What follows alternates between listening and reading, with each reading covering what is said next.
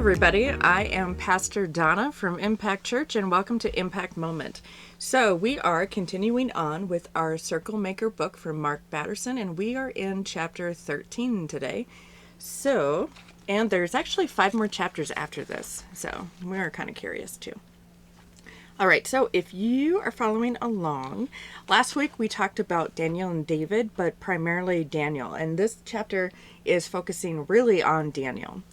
And if you do have the book, great. I'm on page 151. If you don't, that's fine too, because you're still going to get a whole bunch out of this just from listening. Okay, so this section is talking about to their knees. So the author writes, Daniel ranks as one of the most brilliant minds the ancient world has ever known.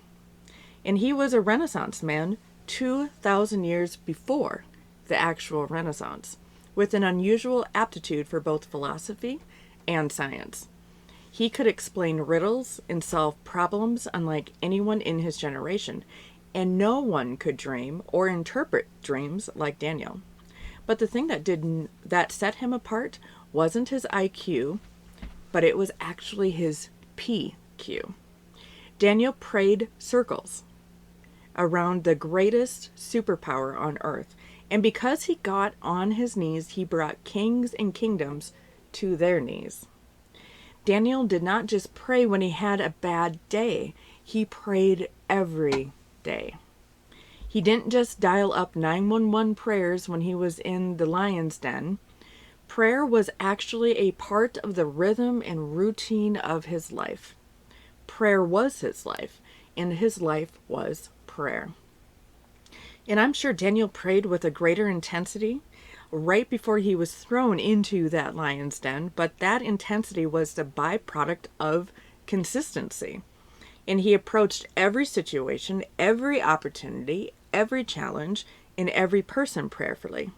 And it was this prayerful posture that led to one of the most unlikely rises to power in political history. So how does a prisoner of war become prime minister of the country that took him captive in the first place? Only God. So we see that through history of what we learn about Daniel, Daniel was really the one that should never have risen to the ranks that he did. And he really relied on prayer, and it had become such a daily attribute of his that he didn't know any different other than to pray. And really that shows you just how much prayer has the power to save us and to raise us up the ranks. So the ascendance of Daniel defies political science, but it defines the power of prayer circles. Prayer invites God into the equation, and when that happens, all bets are off. It doesn't matter whether it's the locker room, the boardroom, or even the classroom. It doesn't matter whether you practice law or medicine or music, and it doesn't matter who you are or what you do. If you stop, drop, and pray, just like what we learned last week, then you never know where you'll go, what you'll do, or who you will meet. So then the book talks about prayer postures and how Daniel really took the posture of kneeling. Over and over again, we see where he is kneeling, taking that type of a prayer posture when he prays. And we learn throughout the Bible that it really doesn't matter what our prayer posture is, as long as it's just something that we feel comfortable doing. And even when we are in church, we'll see many different people either praying with their hands folded in front of them, or even just, loosely down at their sides. And some might be raising their hands in praise to the Lord. And it doesn't matter. It does not matter. It is whatever makes you comfortable and furthers your relationship with God. That's what the prayer posture is for. And Daniel also taught us that prayer is just not to be prayed during the bad times. I mean, if that was the case, we would only see him praying during his time in the lion's den or other times that he's being persecuted. But he did it daily, and it became a rhythm. He started his day with that. And getting into a prayer habit is so important. The majority of the chapters that we've covered so far in this book is all about developing a healthy, steady prayer habit. And it's not just for those 911 prayers like, "Ooh, I'm in trouble, please help me, God." But those prayers are important, but it's also important to know that you should be praying daily. And even if it's just for 1 minute or even 30 seconds for a prayer daily, just getting into that daily habit, right? So, making something habitual means that it means something to you. And then if we go to page 153, the author is talking about tipping the hat. And so the author said, "I love the detailed description of Daniel's prayer posture. The nuances are not insignificant. He prayed 3 times a day. He went upstairs and he got down on his knees." So that's really, really important too. He found a very special place. So he went upstairs and he opened a window toward Jerusalem. And it's the open window that intrigues our author. Even when prayer was outlawed, Daniel did not close the window to conceal his illegal actions. Because remember, last week we talked about the king had actually outlawed prayer. The king only wanted people to pray to him. If anybody was going to be worshipped, it was going to be the king, right? And Daniel's like, yeah, that's not okay with me. And I'm going to still pray to God. And so he did it not just 1 time a day, not just 2 times a day, but he prayed 3 times a day with his window wide open. He didn't care who walked by and heard. He was going to pray to his God, no matter if there was a law that said that he couldn't or not. Daniel did not close the window to conceal his illegal actions. And I bet he opened the window a little wider and prayed a little louder. The question, of course, is why he opened a window toward Jerusalem in the first place. And it wasn't like God could not hear Daniel if the window was closed. It wasn't like God's answer depended on his principal direction, right? God can hear us, whether we're facing north, south, east, or west. But facing Jerusalem kept Daniel pointed in the direction of his dream. He knew Jerusalem is where I'm going to be going. His physical posture mirrored his mental posture. It was his way of staying focused. It was his way of keeping the dream front and center. It was his way of circling the promise through his prayer. Ugh, I love that. So then he talks about larks and owls, and about how a lot of people, they're either a lark or they are an owl. Meaning, if you are a lark, you are a morning person, okay? So a lot of morning people, they enjoy getting up super early, and a lot of times that's when they will have their prayer time, is right away in the morning, and it kind of sets them up to prepare for their day. And usually it sets them to have a calmer day. I mean, if you ask anybody, why do you do that? And they're like, well, it gets me in the proper mental headspace when I pray first. And I'm going through my schedule mentally and I'm giving it to God, saying, you know what, I have this really crazy meeting in the afternoon that I'm really kind of scared about. I just really need your assurance right now, God. And people do that and they really find a lot of comfort. If you are like me, though, however, I am a night owl. So for whatever reason, I seem to be more alert and awake at night. So a lot of people like me, we will end our days with prayer, or we will do it like in the afternoon or whenever we actually start our day, like kind of mid-morning instead of super early at 6 o'clock in the morning. So which time is really appropriate for you? Are you a lark? Are you a morning person? Or are you, like me, a night owl? Okay. So, and when would you have the opportunity to really give your time to God? And again, whether it's 30 seconds, a minute, or even 30 minutes, however long, but have you ever thought about that?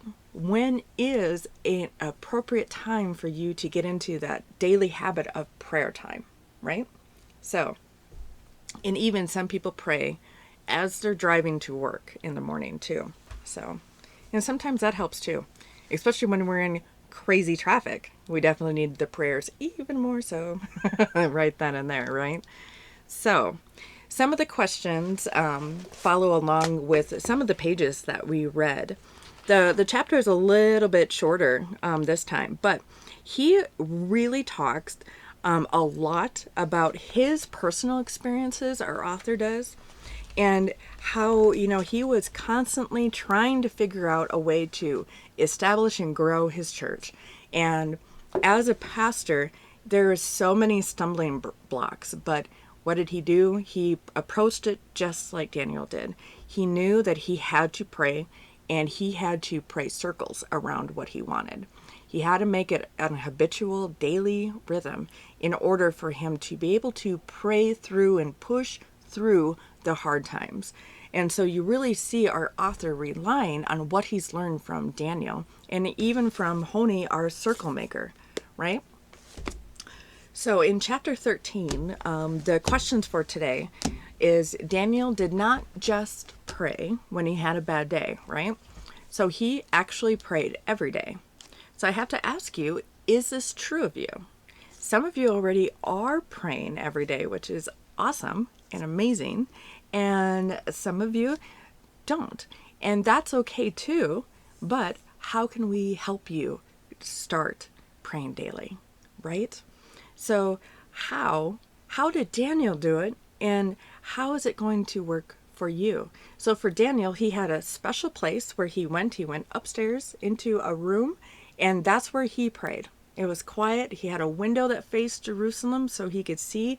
His dream, his focus, his mental clarity was on Jerusalem. So where do you find yourself the most comfortable praying? Is it in your car? Is it in a bedroom? Is it in your kitchen? Is it in like your living room? Is there a specific place where you can go to pray? And is there an opportunity for you to do it daily? Okay?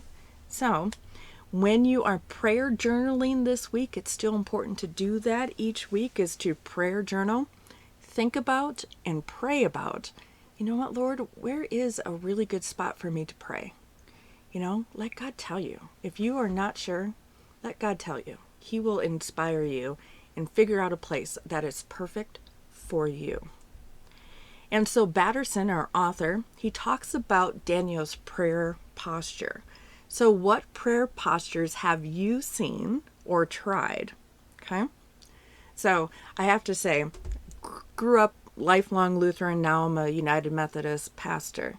So I am not going to be one of those ones that go into like a church service or a worship service or a prayer service and just like flail my arms. I love people that do that though, and I wish I had their confidence. Unfortunately I don't. But I am more reserved, and so, but I wish I could just let go, let loose, and just, but I feel like that's not comfortable for me. That's not who I am. So I have to be who I am and do the things that reflect that, who I am. And so for me, when I am alone, I enjoy just sitting still, nothing. And I don't even really need to be doing anything with my hands. I had a perfect prayer room before I moved. And to be honest, I need to create that space again in my room where I really feel like, okay, this is my little corner, instead of just, kind of forcing it on the couch or on a chair or wherever, right? But the place where I lived before, it was a perfect room. It had windows pretty much on all three walls. It was beautiful in there. And I could literally just sit on the circle rug that I had in there, almost like a meditation pose, and just sit cross-legged on the floor. And I would just relax my shoulders, relax my back, and just keep my hands in my lap and just close my eyes and listen. And I would just let the thoughts come in. And sometimes I would even have my CD player in there. I know CDs, right? Who uses CDs? But no, I still do. So, and I would play piano music because it's nice and soft and it's quiet, and that's who I am. And that was my time, my place that I could really just pray. And the room had a door, so I could shut it as well and just shut the world out and off, right? So I need to challenge myself this week and find a spot that is for me. So, and I love ambient lighting. So whether it be through candles or through soft lamps, that's what I like. I like setting the mood in the room for prayer time. So what can you do to make a space perfect for you? Okay? And don't be afraid to change it up and experiment. He talks about the prayer experiment in here as well in this chapter 13. So that's very, very cool. He says also, what is your daily rhythm with God? Do you even have a daily rhythm with God? I know life gets busy. I know that because I feel it too. And sometimes it's like you look at your to-do list and you're like, I don't even know where I can even fit prayer time in. But we can. We just have to ask, where, how. He asks us again, are you a lark or a night owl? And what habits or disciplines would you like to implement into your daily life this week? So again, as you are prayer journaling, really think and really sit and ask God to inspire you. And the Holy Spirit will do that. The Holy Spirit will come in and show you and give you. And sometimes the words will actually pop into your head. You're like, hey, I never even thought about that. And when those moments happen, just know that is the Holy Spirit talking to you. So, I just got chills just even thinking about how the Holy Spirit communicates with us. And we don't always know it. So we just need to open up our eyes and our hearts a little bit more, right? So then he talks about on page 158, he talks about the prayer experiment that he put himself through, which was super cool, by the way. So on page 158, okay. So he is talking about how, let's see if I can find it here. Okay. So he says, laying prayer requests before the Lord was definitely David's way of circling the promises of God. He said, I'm not sure whether they were written requests, but they created a category in David's reticulator activating system. And after laying his requests before the Lord, he was primed and ready. He was primed and ready then to face his day, to face whatever was going to come his way. And one way that the author put this principle into practice is praying through his calendar instead of just looking through it. I love this. So this is a really cool prayer experiment. He says, it's amazing what a difference it makes when I pray circles around the people I'm meeting with. It turns appointments into divine appointments. And when you go into a meeting with a prayerful posture, it creates a positively charged atmosphere. In laying his requests before the Lord was David's way of really opening his window and his heart towards Jerusalem. It was his way of praying through the calendar, right? So we don't know what he did with his daily request. Maybe he did post them on some sort of royal refrigerator, right? But maybe he stuck them to his throne with a sticky note. Can you imagine? What we do know is that they sanctified his expectations. So I love that. So it primed and readied David when he was praying. So again, we talk about David in here as well. And I just love that. So we can use prayer as a primer. And ladies, how often before we put on foundation, our makeup, what do we sometimes use beforehand? A primer. Why? Because then it makes the rest of the foundation of our makeup go on smooth. So that's kind of like prayer, especially for us, as if we do it the first time that we get up during the day. We can use prayer as a primer to make sure that our minds and our day goes more smoothly, right? So, yeah, how cool is that? Well, that is all for chapter 13, okay? So chapter 14, we're going to be talking about fasting, actually. Have any of you done a fast? I have not. I have not. So, and I'm excited to give it a try and try it along with you. But that's chapter 14 for next week. And I just wish that all of you have a great and safe rest of your week, and we'll see you. Thank you.